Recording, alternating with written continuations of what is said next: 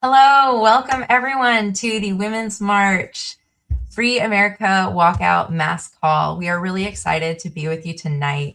And so we're going to be talking about the walkout next week. We have so many of you already in the house commenting in YouTube. So thank you for being with us tonight. Make sure that you are dropping your comments, your thoughts, and tell us where you're coming from. Right now, we want to hear where you're joining us from tonight and what does a free America look like to you? I'm going to hide the questions in the chat because tonight we are very fortunate to have ASL interpretation from Cocoa. And I'm going to tell you a little bit more about them. Cocoa Language Advocacy and Consulting is a collective of sign language and spoken language and tactile interpreters, providing language services, advocacy, and consulting services within the US and internationally at the intersection of language and disability justice frameworks. So we are very, very fortunate to have them with us tonight. If you would like to utilize ASL interpretation, we recommend viewing on your desktop rather than mobile. The vertical view is going to cut off some of the screen. So we recommend the horizontal view rather than the vertical view if you can. Also, if you prefer captions, you can watch it over on YouTube or Facebook. Facebook has live captioning. YouTube hasn't caught up yet. So you have some accessibility options, but we are just really excited to have ASL interpretation tonight. So again, tell me, what does a free America look like to you? And as much as I love what we're going to be free from, I want to hear what we're going to be free to. I want to hear the positive world that we're building, because we have to have a vision for what we're building, not just what we're dismantling. So tell me what vision you have for a free America. Tell us in the comments and tell us where you're coming from. I'm already seeing some West Coast folks. I'm seeing some Sugar Land, Texas. I know where Sugar Land is. We are seeing some Minnesota. Hey, Minnesota. Linda from Long Beach. We got Boulder, Colorado. Spring Hill, Florida. We got a lot of folks from across the country, and we have some visions of a free America coming on in. Free America means we take steps so no future person can deprive us of our constitutional rights. Yes, safeguarding democracy and safeguarding our Constitution is such an incredibly important charge. You have St. Petersburg, Florida. Amazing, amazing. All right. For ICE, we will be a presence. Yes, sir. All right. Feel safe in your neighborhood and your car. Yeah. Just the basics. Feeling safe where we are, feeling safe in the places that we are supposed to be safe. Absolutely. Free to pursue life, love, happiness without hurting others. Love is love. Access to housing and opportunities for all. Absolutely incredible. These are fantastic visions of free America. Free to teach our students without being accused of indoctrination. Absolutely. Truth is truth, and we want to be able to speak it, right? You get what you give. All right. No billionaires, affordability, faster track to citizenship. Freedom for everyone to enjoy and protect our planet. Autonomy. All right. We have some great visions here, and we have comments popping off. We're so excited to hear from all of you tonight. Now, I do want to let y'all know we are heavy-handed on the banhammer here at Women's March. We do not tolerate tomfoolery and nonsense, bullying, and spamming in the comments. So make sure that the comments are a community space where everybody's voices get to be heard, and we are not trying to overrun each other's voices by spamming the comments, because we will stop you. We also don't want to see you harassing, bullying. So first and foremost, be good to each other in the comments, and also come from a space of curiosity. Don't assume people's worst intentions. Assume best intentions, and ask questions if something is hitting you the wrong way. Because sometimes We just phrase things poorly. It happens. So be curious with each other, be kind to each other. We will be watching the comments because we also want to hear your questions throughout the night. Make sure that you are asking, checking in with us if something isn't making sense to you or if you want more information, because we will be asking questions or answering questions at the end of the session. So we are really excited to talk about the Free America walkouts, and we're going to be talking about the why, who, and where of walking out. But first, we do need to get ourselves grounded in where we are at this moment, because right now we are in a slow descent to authoritarianism, but it is rapidly moving faster. It is increasing and it is snowballing, because really authoritarianism and the descent into authoritarianism is like the frog in the pot. It's a slow crawl. Authoritarian regimes like to test our limits. They like to cross red lines and see what we'll do. They'll instill harmful policies. They'll target marginalized communities, and they'll start to undermine democratic norms, kind of eating and gnawing away at them to see what they can get away with. And then they'll flood the zone, as Steve Bannon likes to put it, to keep us overwhelmed and exhausted. They'll do sweeping actions across so many different areas of policy, of society, that we just don't know where to look. We don't know where to start. They keep us overwhelmed and exhausted this way. And they impose state violence to scare us into submission. And now it's escalating. We're being told to question the truth that's sitting in front of our faces. And we're being told that what is blatantly obvious is a lie. Dissent is being punished severely. The right to protest is coming into question. And in the meantime, we have workers, immigrants, students, women, Black and brown people being targeted in the streets by policy, by executive orders. And each move is designed to ask the question, how much will people tolerate? But that's where we come in, because we won't tolerate it. Authoritarian power relies on our compliance. It relies on normalizing the unacceptable, and it relies on dividing us by class, by gender, by race, by citizenship and ideology. But we can do better and we can be better, because their power doesn't just come from laws and force. It comes from the millions of small acts of cooperation that keep systems running, but it's also authoritarians' greatest vulnerability, because we can choose not to participate. Authoritarian system needs workers for labor. It needs students to go to school. It needs consumers to spend their money. And it needs communities to comply. When we withdraw our cooperation, even briefly, it exposes a simple truth. The system only works because we make it work. And that's why authoritarian regimes fear mass non-cooperation more than they fear criticism. You can dismiss a protest. You can lie about what people are saying, but you can't easily replace the millions of people who stop participating. And the ways that we remove our participation can look very different. It can mean coordinated absences. It can mean refusing to carry on business as usual. And it can mean walking out.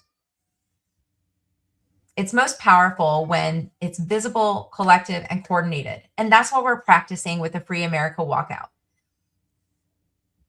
So we're working on building something together, on taking action together, and moving together. That's what our practice is.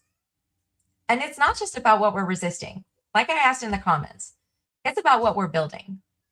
We're building to a free America where our bodies aren't controlled by politicians, where we have autonomy, where our labor is respected and rewarded equitably, where our families get to stay together, where our schools tell the truth, and where our communities are safe, resourced, and heard.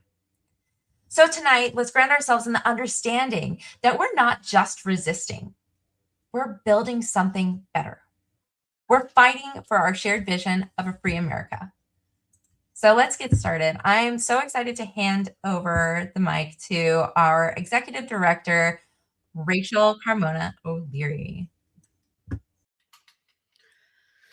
Hi, everyone. Thank you so much for joining us tonight. Super excited as we're coming in hot on 120. And also holding the fact that there have been protests every day with folks walking out, standing up to ICE raids, running boycotts and all kinds of decentralized things. And so I want to say that we are standing in a moment that is complex, that has a lot of moving parts, and we are glad to be in a role to support and to help move the needle forward at a moment that feels like an inflection point. We are Women's March, and I'm wearing my Women's March swag. And we are getting a lot of questions about like, why is this not a march? And why is this a walkout? So I wanted to give a little bit of context and talk about, kind of pull the curtain aside so that we can see the theory behind it and what we're trying to do.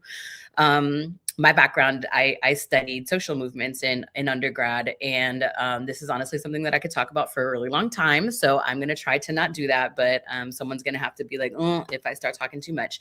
But we also have a lot of folks that are going to delve into the specifics of this too. So it'll be a rich conversation for us. But folks who have studied uprisings and resistance all over the world have found something that like our nonviolent movements have been very effective at achieving their goals. And so I don't know, like, put your hands up in the chat or, make a comment if you've heard about this 3.5% rule from Erica Chenoweth and Maria Stephen, who is, who is very active inside of our movement planning spaces. And what that 3.5% means is it's not like as easy as you like have a march and you clock in and you clock out and you punch your card. And if 3.5% of the people in a country show up, that all of a sudden change is predestined. That 3.5% refers to mass civil resistance over time. And so it's not as simple as we just hit a tipping point and there's some clause in the Constitution. It's not as simple as, it just is inevitable. It's something that we have to work towards and sustain.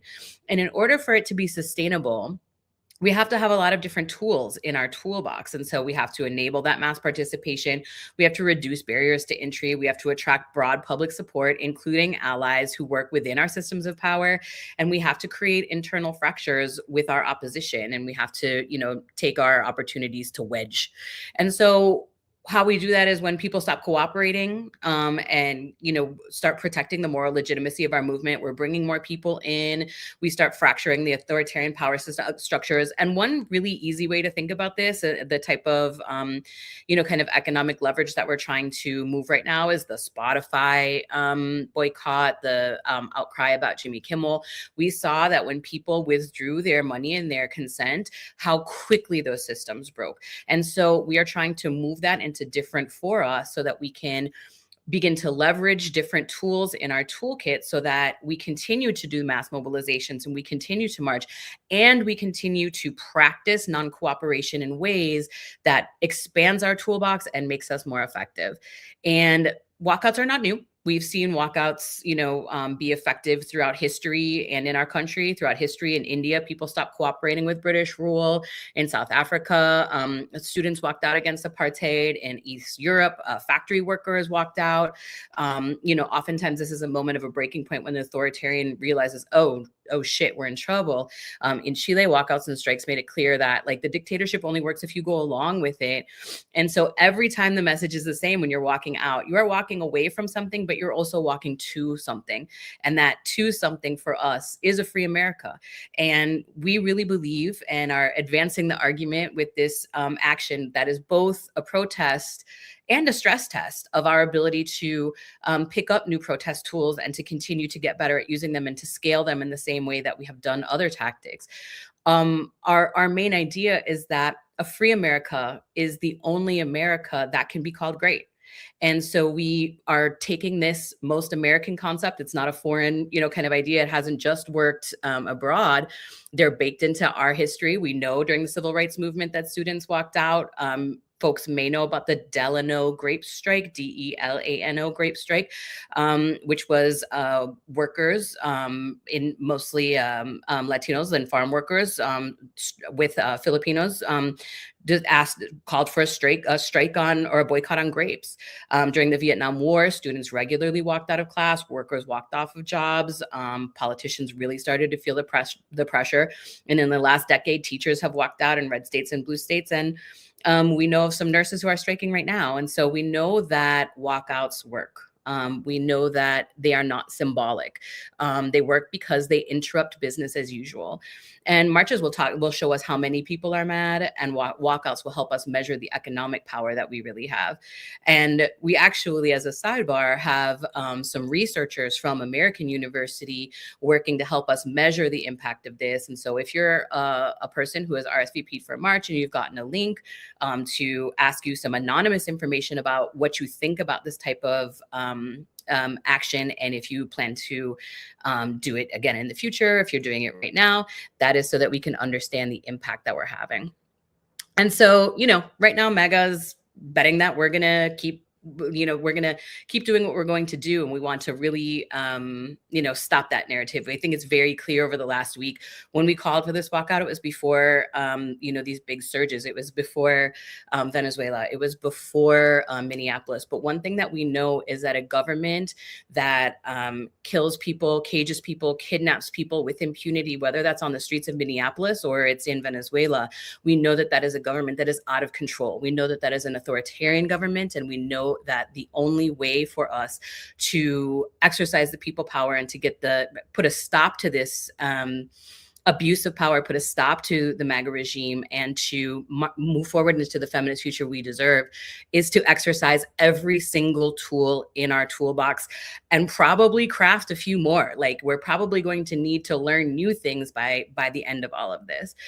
And so what we want to do this week is just say that we are done acting like this is normal. We are ready to take inconveniences. We are ready to, to sacrifice money on the job. We are willing to, if we cannot do that, if we're a NICU nurse, if we're an essential worker, we might not walk out, but we might, wear our colors in solidarity. We might get on social media and do whatever we have to do. And this is also how we learn to act together instead of being alone. One of the things in the last couple of weeks is like, I don't know if you're like me, you're doom scrolling and you start to feel like, oh my God, I'm the only one who sees this. I'm the only one who feels like this. We're going to walk out. We are not alone. Today, we crossed the threshold of 400 walkouts on the map. And we know that there's a lot that are not on the map. It's how we build courage. It's how we build trust. And I would honestly say that that's a practice. I'm like a gym girly. I've been trying to lift weights and trying to get stronger. I was like, things aren't going to get easier. I got to get stronger. And the thing that I've realized is that when you practice a thing, even if you're terrible at it at first, practice helps you get stronger a little bit at a time. And the thing that you thought was completely unreachable to you becomes something that you just do every day. So history is really clear. When enough people practice, when enough people come together with each other, power has to respond. This is something that that is a very clear, arc of history. Is that the saying is like the arc of history bends towards justice. I would say that we bend it. We bend it to justice. And so how we do that is that we have to get more skillful and stronger than we have been. And we have to actually address the root cause and the harm, be with our communities, fight for our communities, and be willing to meet the political moment. So that's my spiel on why this matters. That's why we're walking out on the 20th, 2 p.m. local time. And we are happy to delve into questions later on. But I think the next people up are the homies at 5051. Yeah, thank you so much, Rachel. This context is really important to understand why a walkout. And so we're really excited to have some friends join us tonight to talk more about about why we're walking out, how we can organize and spread the word. So I'm really excited to introduce Glow with 5051. Glow is a national coordinator for 5051, which is a decentralized movement that opposes the Trump administration and authoritarianism. And they've been mobilizing the masses since January of 2025. Glow is also the founder of Political Revolution, a grassroots organization that focuses on digital support for grassroots candidates and causes across the nation.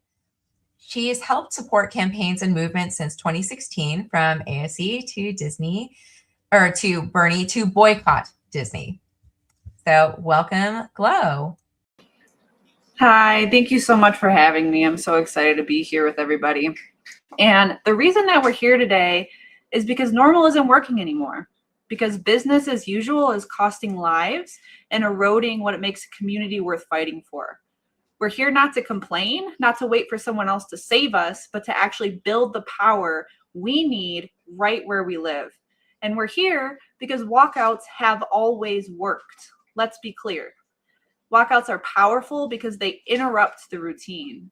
They show that ordinary people matter, that our labor, our presence, our refusal to be complicit is a force that cannot be ignored. From workers winning basic rights to students calling out war and injustice to communities who walked out to insist on dignity, walkouts are how we shift power. And that's exactly why we're walking out.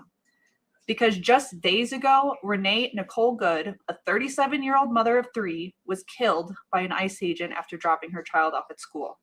She was not a threat. She was a neighbor. Her death shouldn't just make headlines. It should make us act.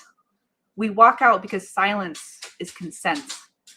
Because unchecked power left all alone will harm our people again and again. And we're not doing this in isolation. Across this country, thousands of people have answered a similar call through something you might know as 5051, which stands for 50 protests, 50 states, one movement. It's not a corporate press release. It's not a centralized organization. It's a decentralized grassroots coalition of everyday people who decided to show up, organize, and act together. We started with an idea and has grown into a movement of local actions, mutual aid events, street signs, and direct community organizing that refuses to wait for permission or for leaders to issue a memo. And that's really the key here. You don't need anyone's permission, and we don't have to wait to get started. We walk out because real change doesn't come from petitions, it comes from participation. We walk out because the cost of silence is too damn high. We walk out because when our neighbors are harmed, we don't shrug, we act. And local organizing is where this gets real. This is where we talk to our neighbors, share information, build teams, stand together, and demand accountability from those in power. It's how walkouts become movements, not just moments. It's how we make sure one story doesn't become another statistic. So today, bring someone with you. Talk to someone who hasn't shown up yet. Build relationships. Show up for each other. And let's push for a world where families don't fear that a normal morning could be their last. A freer, safer America doesn't just start in Washington. It starts here, right now, with us, our voices, our bodies, and our organizing. That's why we walk out. That's why we organizing. Thank you so much. I'm so happy to be here, so proud to stand beside Women's March and all of the partners. Thank you so much for having me, and let's do this. Thanks so much, Glow. And thank you for the partnership of 5051. This is so important that this is not just a Women's March effort. This is not just, us on the streets in our communities. There are so many partners involved in this. There are so many collaborators within these coalitions of ours that we are really excited to be building with. This is not isolated. We are all working together, and that's what is powerful. Now, we do see your questions. We are going to be talking about the how, and one of the first hows that I want to talk about is how we find something near us. I did see someone ask a question looking at the website. Can't achieve results for your city and state. Now, if you're looking at the map, we can drop the link to the map. You can find walkouts near you. because a lot of people are coordinating meeting points to walk out. You're going to walk out of work, of school. For some of us who work remotely, walk to a place together. Join each other in your community. Find a location on the map that is in your community where you can collaborate together, where you can talk with each other about what a free America looks like to you and how that can start in your community. We also want you all to think about the creative ways to walk out.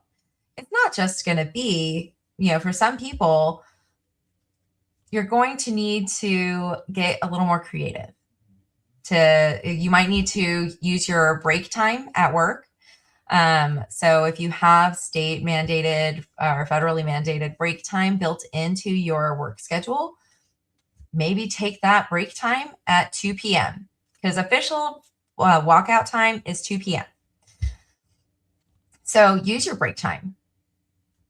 Some people are going to be calling off for the afternoon, whether they're using sick time or PTO, vacation time, whatever they need to do. Some people are choosing to walk out that way, while others are choosing to digitally black out. They're going to block off their calendars on their work calendars. They're going to put up away messages in their Slack or in their messaging apps. They're going to black out their time and they're going to withdraw their labor. While others are going to be coordinating something in their communities. We've seen a lot of people asking too, how can retirees participate? One of the most important things that our retired communities can do is to coordinate something in your community. Decide on a meeting place and give people somewhere to be, to walk out to, if they so choose. So we'll be, helping and supporting more. We're going to be asking more questions. But what I do want to touch on right now is the power of digital and the power of digitally connecting with each other, because we do have the map that people are going to be able to find their other locations, find other people walking out to amass, to come together. And for a lot of you, if you are hosting a walkout like that, you're going to want to find other people. You're going to want to bring other people to you and also connect with your own networks. So I'm going to pass it over to our friends at Feminist because they can talk more about the power of digital to bring people together. Kai Polanco is co-founder and co-executive director of Feminist, a social-first nonprofit media organization reaching 25 million people monthly. Feminist is the largest platform centering women, girls, and gender-expansive people, delivering intersectional feminist news, storytelling, and content that connects community to collective action on reproductive justice, climate, and intersectional movements. Hey, Kai. Hey, everyone. Thank you so much for being here. I want to stress that you are all part of a community who is like-minded and sick and tired of what's happening, and you should feel really good about how strong this community that is here right now with you. We're not alone in this, and I think that's what's been really beautiful to see across social media. So my name is Kai Polanco, co-founder, co-executive director of Feminist, and I'm here to talk about how we can use social media in a really powerful way on Tuesday at 2 p.m. So there's a high chance that you probably saw the video last week, the gruesome and violent murder of Renee Nicole Good. And you probably saw that on your social media feed.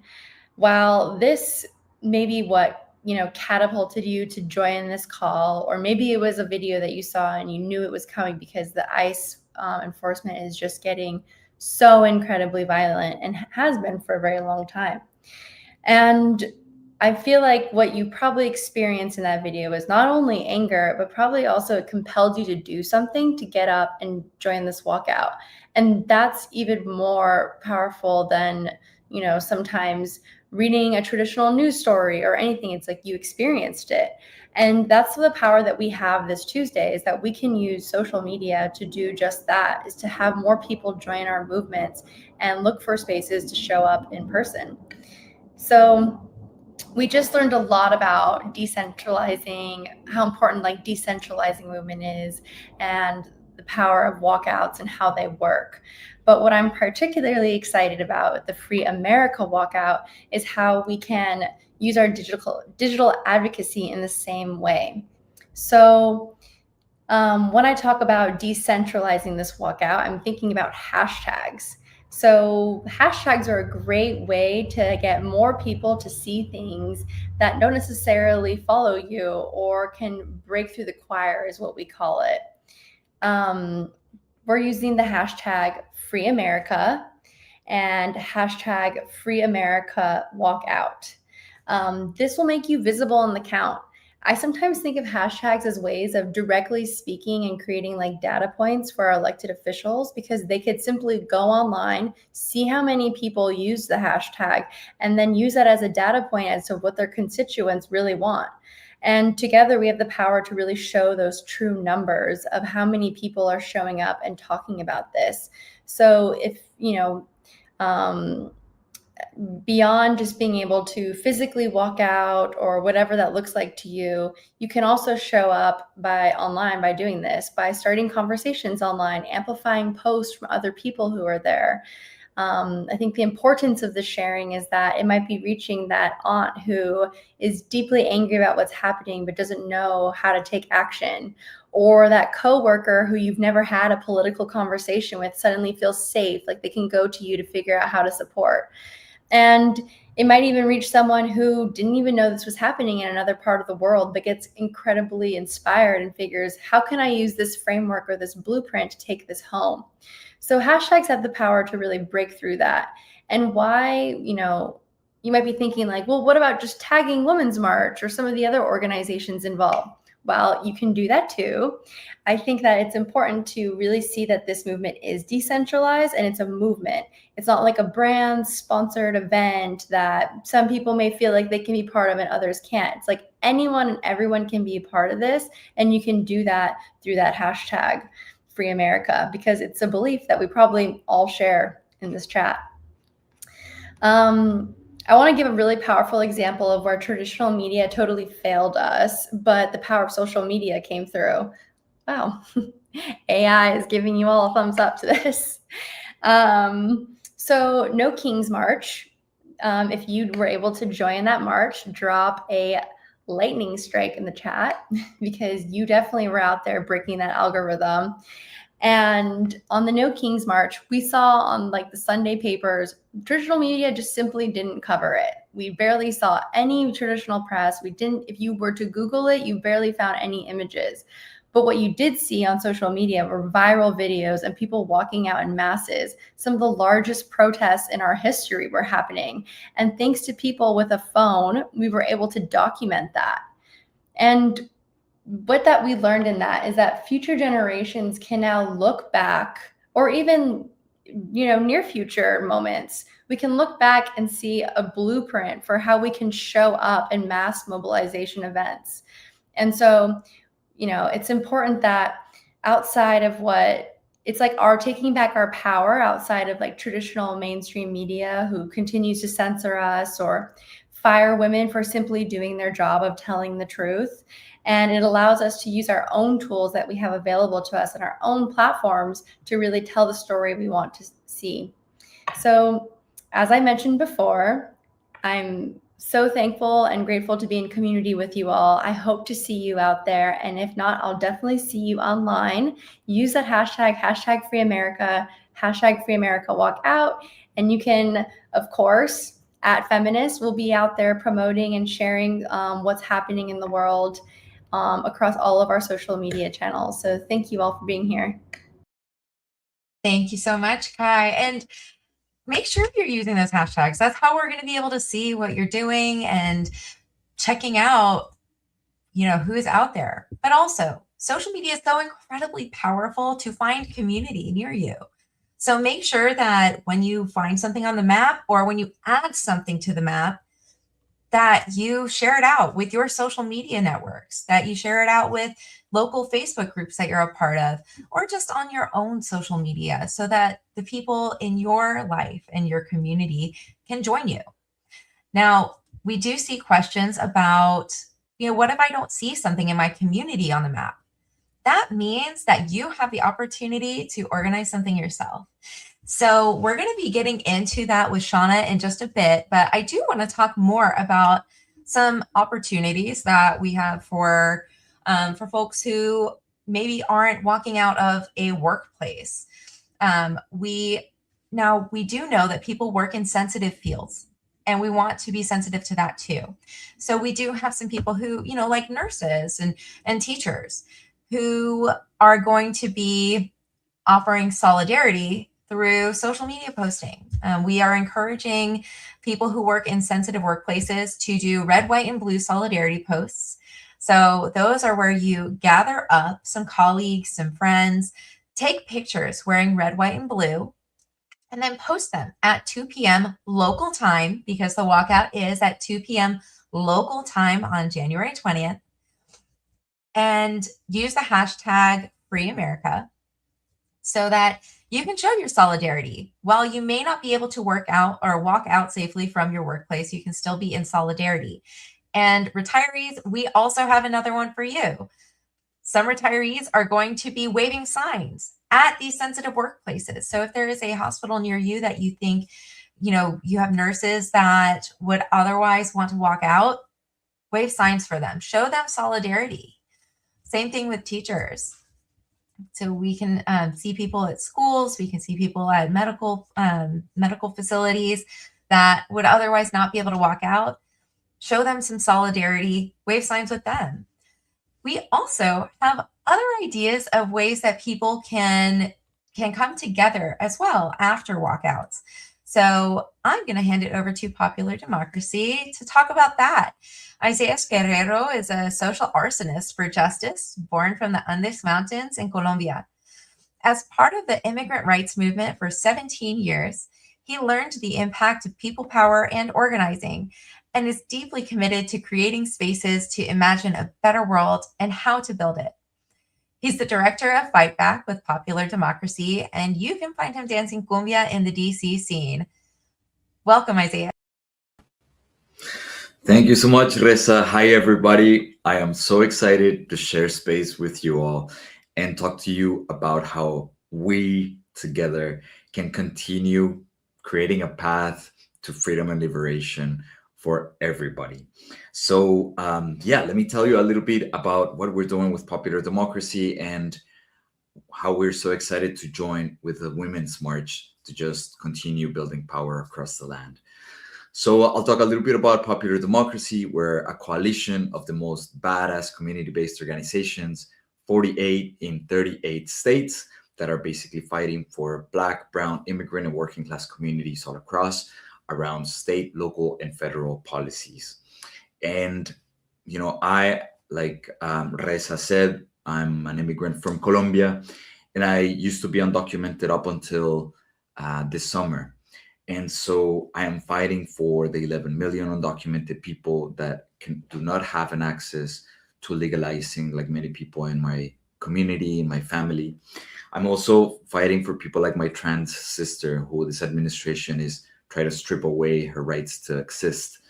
And then, services like what my father receives to keep alive, like Medicare. So like what we've been able to do in this year, what we've seen is this powerful source of inspiration and community power that has really allowed us to have some very important wins. The most important win that I'm going to talk about, and that I'll connect with the democracy dinners, is this ability of us as the movement to be able to make sure that healthcare and the fight for healthcare actually makes us the most powerful movement. Because what we've seen is that we've won the narrative. Through healthcare, we've taught the whole world how this administration is really trying to strip us from the basic right of a good healthcare system. In our ability of going out into the streets and fighting for immigrants and allies, we've been able to show the world how we're living in an autocratic system that is taking away our due process, our loved ones being kidnapped, our allies being murdered literally by thugs with guns that are getting $50,000 for just entering the ICE force. So through our power in the streets, we've shown how we as people are ready to say no to any of our neighbors being kidnapped, from any of our loved ones being stripped away from their basic rights. And so we have the opportunity with these walkouts to do so as well. Now, one of the biggest and most important goals for this year is to show our power so that in November we really are able to ensure that our voices are heard. And so what we got to continue in terms of the pressure is on members of Congress. So once you do your walkout, what we as Popular Democracy are proposing is to do democracy dinners. And what is a democracy dinner? It's basically you put a table, a couple of chairs, and you break bread. You know, basically it's think about the table of plenty, think about our daily bread, think about any analogy that you want to use that basically says in this table, there's space for everybody. Now, there's space for everybody, but there's also some empty chairs. There's some empty chairs because some people have been deported, some people have been dying because of lack of access to healthcare, because of lack of having access to housing.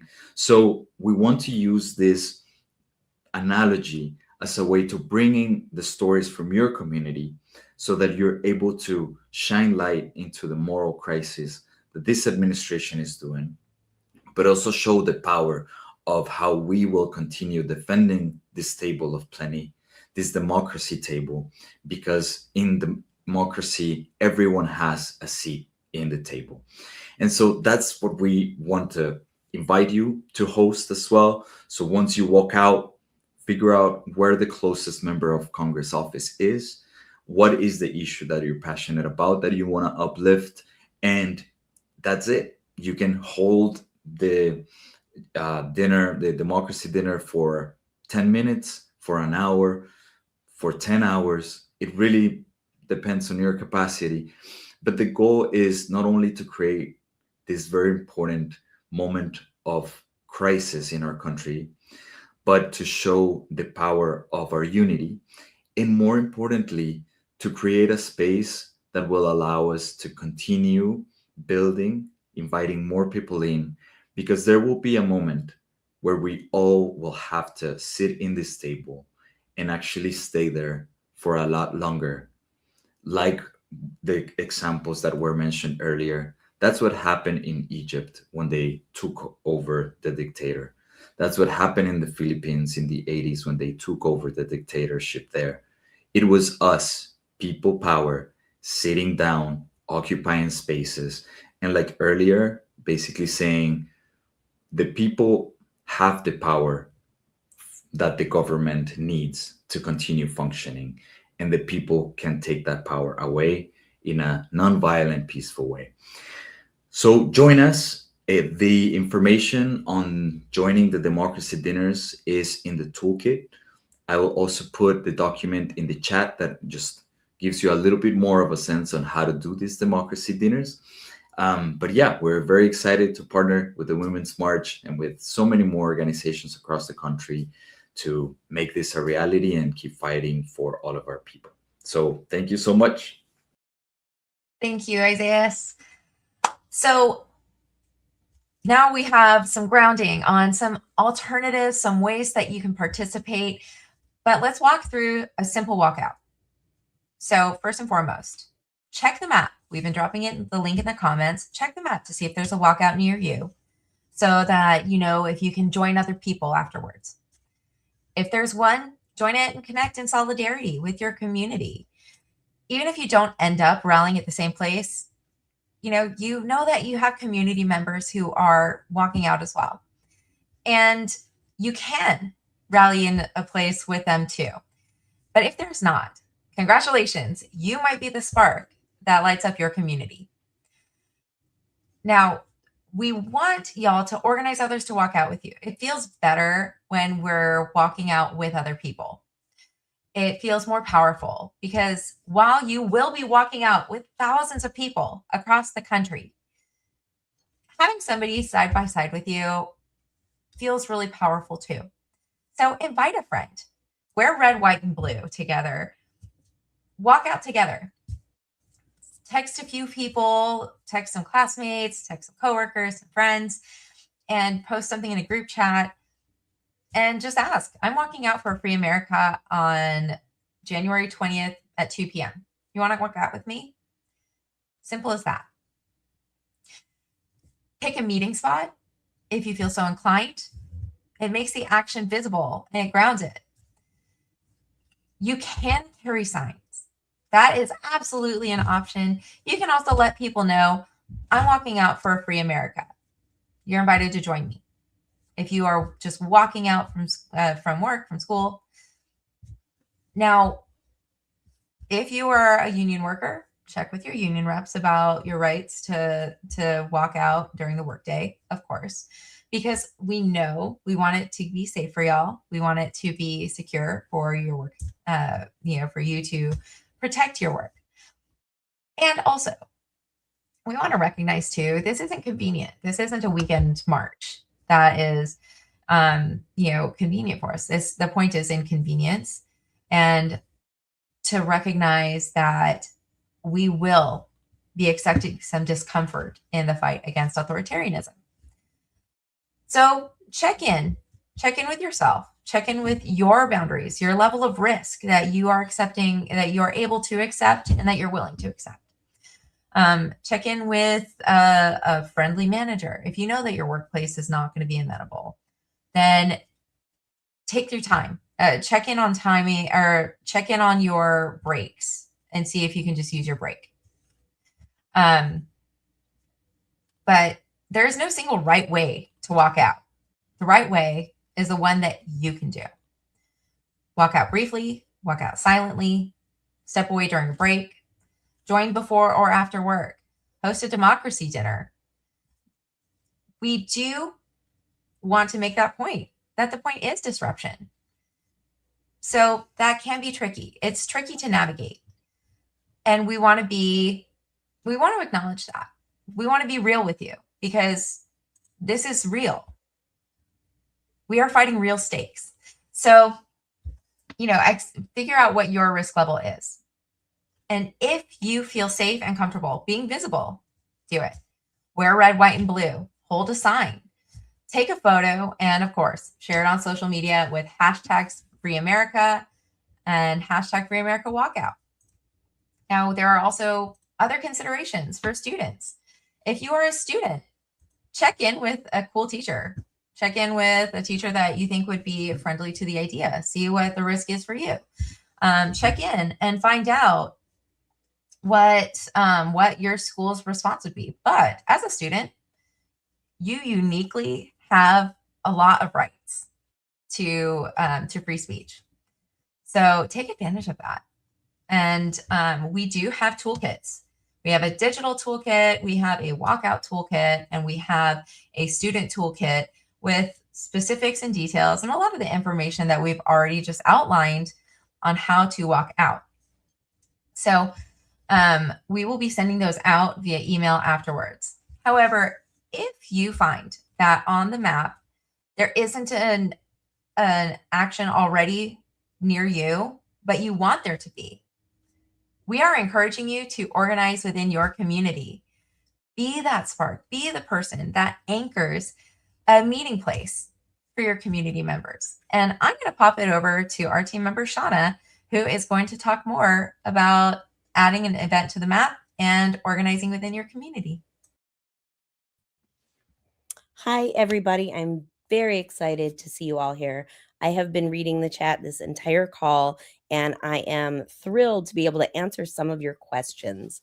I am Shauna. I am with Women's March. I am the National Distributed Organizer, and when you put actions on the map, I'm the person that's going to look at them. And so I see a lot of questions, and They revolve around what people do, what people can do. We're going to answer all the questions. I promise you we're going to get to everyone that we can. What I will say is there are 400 actions on the map currently. There are a lot of choices of things that you're able to do to walk out. So when we're talking about organizing in your local community, what the important things to remember is not how big an action is. It's not how many people you can get to show up. It's that you did the work. And so if you talk to your neighbor, if you talk to that coworker, if you get 4 friends to walk out for 5, 10, 15 minutes, that's a removal of labor. That's what we're looking for. Would we like more folks to walk out for 2, 3 hours? Absolutely. But if that is not feasible for everybody to do, by all means, do what you can to be involved. So when we're talking about walkouts in general, you have the opportunity to organize anywhere you are. If you see an action in Boston, for example, on the map, but you know that action is 4 miles from where you are in Boston, don't be afraid to gather the people where you are and say, you know what, we can walk out too. You can create an action that is someplace for other people to walk out too. So that is another option. We love the idea of doing mutual aid actions. We're trying to build in general across the country mutual aid for folks. We know with the economy, the way things are right now, that people are struggling. And we know this is an opportunity that we have that we can help people. And so you can create an action where maybe you have a friend who has a pickup truck. Maybe you just use the trunks of a few SUVs and you gather mutual aid products and you go and donate them to the nearest location that helps serve underserved people. So you can do anything that helps look like a free America in your eyes. What it means to you is what you can do. It does not have to be walking out to a rally. You don't have to spend money to do it. You don't have to build a massive event. You can walk out and go to a park with your friends because that's freedom, right? You can walk out and you can go get coffee with people that you care about because that's freedom. And you can walk out and you can dance in the streets because that's freedom. So it doesn't have a look that has to be a format you all follow. So I see people saying, I don't have a job, or I'm retired, I work from home, I'm self-employed, all these various things that are inhibiting people from participating. And I actually don't see those as inhibiting people. I see those as beneficial factors that allow you some freedom to be more creative, right? So we have folks, I'm going to shout out Huntsville, West Virginia. They are providing hot chocolate and bag lunches for unhoused communities, right? We have the opportunity to go out and help and do things in our community. So volunteer your time if that's what free America looks like to you, helping other people. So there's a lot of choices here. And when you go to put your action on the map, what you're going to do is you're just going to put your location. You're going to put your information. You can put exactly what you want to have happen. I want to meet my friends. I want to meet people who feel like I feel at the park on 15th Street. And I guarantee you people are going to come and meet you at that park. There are so many people that are looking to connect and build community with you that this is really not a heavy lift to gather folks together and just stand in solidarity together.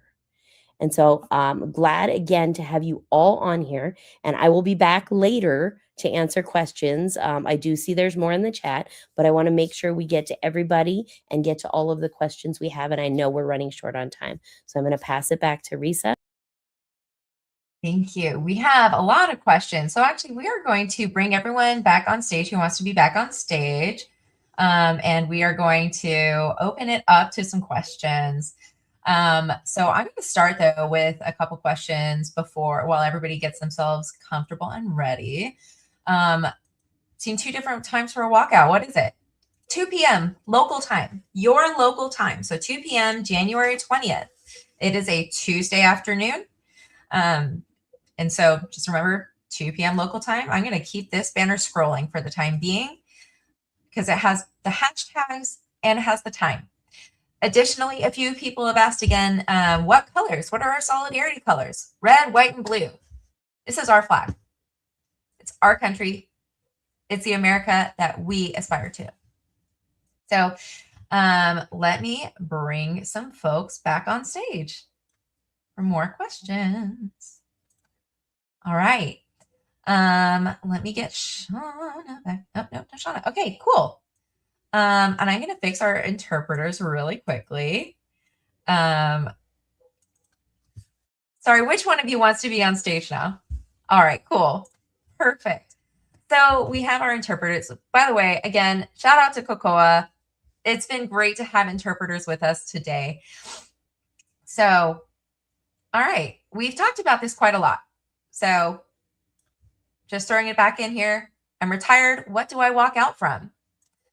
So we've talked a lot about different options for our retired community to take action, to organize in their communities, to add an event to the map, be a coordinator, coordinate the meeting place for your community, coordinate a democracy dinner, bring some friends over, talk about what's real.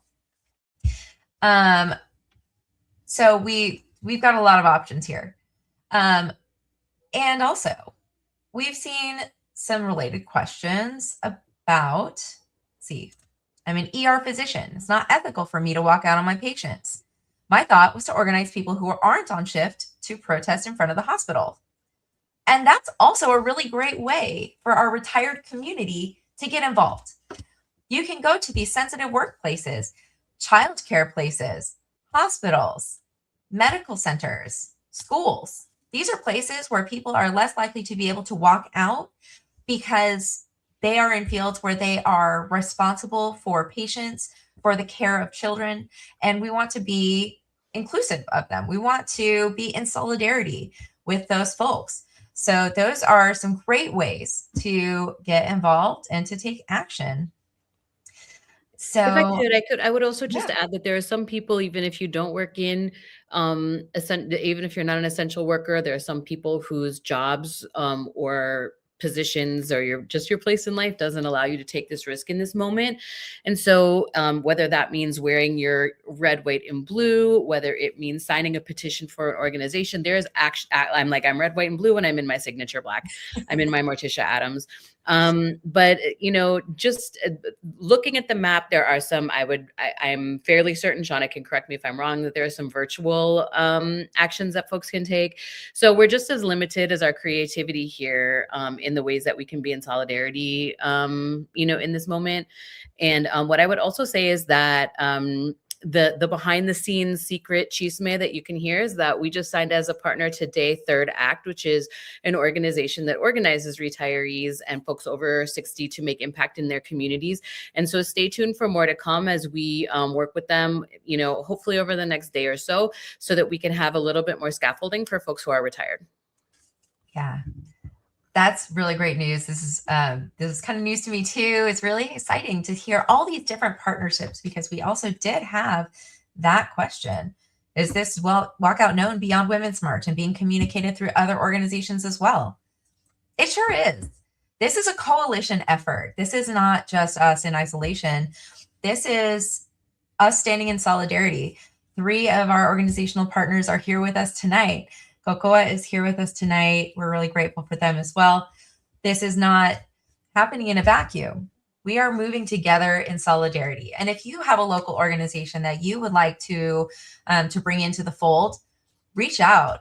We are really excited to continue to build on those partnerships and to bring more people into these actions. And I would just put some numbers on that. We have about 100 partners that have signed on, and we're gaining more every day. And additionally, we have tens of thousands of mentions on each platform, an in aggregate hundreds of thousands, and into the millions. But what I would say is that it's also really difficult for us to track this because, for example, I think somebody mentioned in the chat that there was a Houston action around impeachment, a walk-in, walkout. Some folks are tracking this on their websites. This is really a decentralized, effort. And so it absolutely has steam. It absolutely has a lot of, traction online. And this isn't something that we believe that we own. A free America belongs to all of us. And so it's a kind of get in where you fit in moment. Organizations are doing that. Some people are doing actions over the weekend. It just looks different for each person. We did wake up to the news that Dean Withers had posted it. Withers, or is it Winters, the Democratic influencer on TikTok? Withers. And so we see that it's going around. So there is news. It's outside of the Women's March ecosystem, larger than us, larger than our map, and hopefully very impactful. Yeah, and to add to that, if folks don't have an organizing home, check in. I mean, in any of the organizations that have sign up websites, we all have affiliates.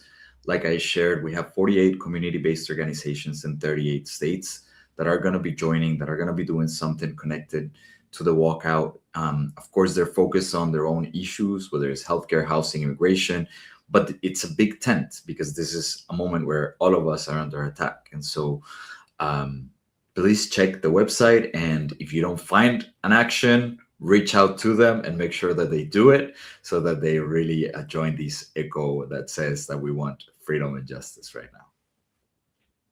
Amazing. All right, we see this question. Are you encouraging only women to walk out or people of all genders? It's a free America for everybody. Everybody. Yes, we're Women's March, sure. But this isn't just our walkout. As Rachel said, this is decentralized. This is a movement. We just happen to be the people who are, prompting and organizing and really trying to provide as many resources as possible to make it happen for all of you. We want to build this muscle for resistance, for persistent non-compliance, and for pressure across the country. So that's what we're here to be supportive on, and how we're here to support all of you. So we're really grateful to y'all for asking these questions. We have time for one more question. I know we're actually over time. This one was a good one. And so can we create a standardized letter that we can hand to our bosses, or something detailing our concerns and why we're walking out? Absolutely. We had this question earlier today, and we are happy to do that. And some of the details that we would add is kind of like, it's the walkout, I don't know if you noticed, is on the date of inauguration for last year. And part of why Women's March is not just women, but because that's also when Women's March happened for the first time. And so we're honoring the protest of and the, the resistance of folks in Trump 1.0 and 2.0, and also marking the date of inauguration with this. And so we would put that in a letter, and some of the other pieces around, kind of the why of that inside of these things, along with the safety tips. That was in, not in the letter, but in the email that you all will get. We will send a letter, safety tips, and other sort of follow-up pieces that you could forward on to folks who may not have had the opportunity to see the call, but still would like to get involved. Yep. And all links and resources are going to be sent via email within the next day, within 24 hours.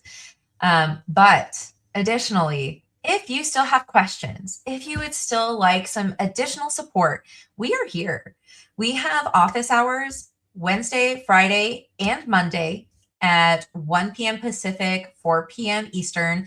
And we'll include that link in the email that goes out. You'll also see that on social media. So keep an eye there.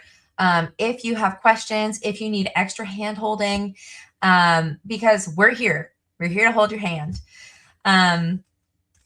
So just wanted to thank you all for being here tonight, for laying the foundation for bigger moves, because we see the demand for something bigger.